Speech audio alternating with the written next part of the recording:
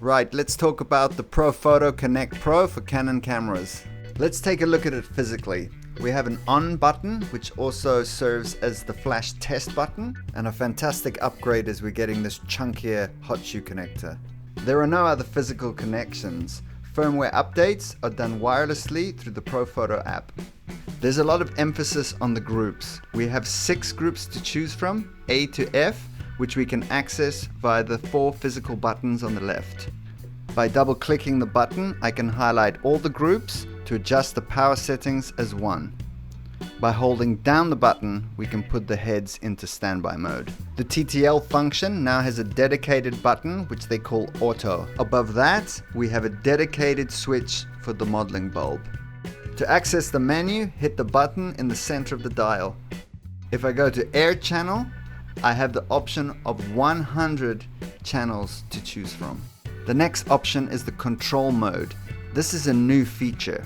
When using Profoto X products in conjunction with Air 2, the actual output of the light is reflected on the remote.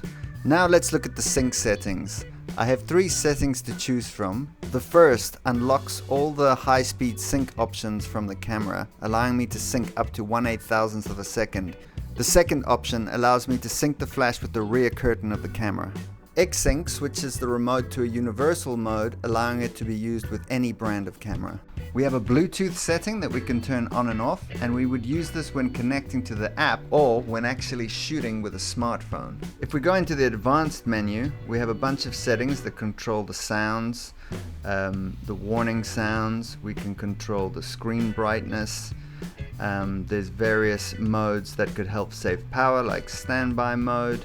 We can decide if the remote's going to switch itself off automatically after a certain period of time, and you can also select the battery type you're using, automatic or if you have a rechargeable lithium battery.